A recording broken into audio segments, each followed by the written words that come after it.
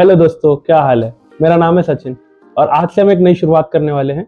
इसमें आज से हम बात करेंगे ई कॉमर्स के बारे में।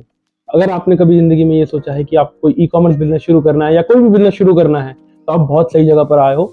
यहाँ पे मैं आपको डेली अपडेट देने की कोशिश करूंगा, जो भी मैंने आज तक बिजनेस के बारे में सीखा और ई कॉमर्स के बारे में सीखा उसके बारे में।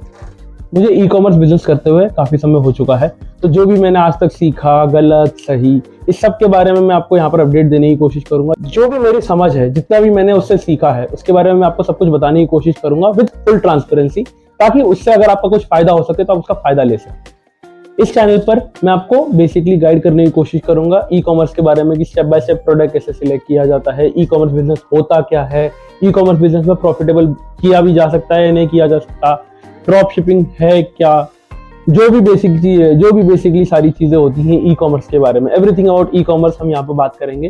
प्रोडक्ट चूज करने से लेके ब्रांड बिल्ड करने तक का A to Z प्रोसेस आ जाएगा। बने रहिए आप मेरे साथ ई कॉम जिंदगी के साथ, ताकि मैं आपको जितना भी मेरे को नॉलेज है वो आपको देने की पूरी कोशिश कर सकूं। मैं यहाँ पे आपके डाउट्स जरूर क्लियर करने की कोशिश करूंगा, तो अगर आपका कोई भी डाउट है तो कमेंट बॉक्स में जरूर कमेंट करिएगा। ई कॉमर्स बिजनेस का मतलब क्या होता है? ई कॉमर्स बिजनेस का मतलब होता है इलेक्ट्रॉनिक कॉमर्स, यानी जो भी बिजनेस इलेक्ट्रॉनिक माध्यम से किया गया हो, यानी इंटरनेट के माध्यम से किया गया हो, उसको बेसिकली ई कॉमर्स एक जनरल टर्म में कंसिडर किया जाता है।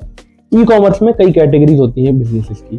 जो बेसिक 3 प्राइमरी कैटेगरीज होती हैं वो होती हैं बिजनेस टू कंज्यूमर B2C, दूसरा होता है बिजनेस टू बिजनेस यानी B2B, और तीसरा होता है C2C यानी कंज्यूमर टू कंज्यूमर।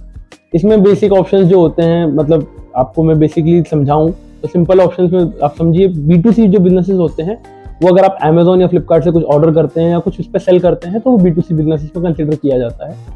B2B जो बिजनेसेस होते हैं कि अगर आपका बिजनेस है और आप किसी और बिजनेस एंटरप्राइज को कोई प्रोडक्ट बेच रहे हैं या फिर आप किसी बिजनेस एंटरप्राइज से ऑनलाइन माल खरीद रहे हैं, तो वो B2B में कंसिडर किया जाता है, जिसके लिए काफी अच्छे ऑप्शन हैं इंडिया मार्ट और उड़ान। ये आपको बेसिकली समझ में आ जाएगा कि B2B कैसे वर्क करता है। और C2C होता है बेसिकली कि आप 2 लोग हैं, आपको अपना सामान बेचना था, किसी और ने को खरीदना था, वो खरीद लिया, तो उसके लिए मार्केट प्लेसेस हैं जैसे फेसबुक मार्केट प्लेस, फिर OLX। चलिए, ये बेसिक नॉलेज हो गया। आगे जरूर मिलते हैं वीडियोस में, मैं आपको काफी इन्फॉर्मेशन देने की कोशिश करूंगा।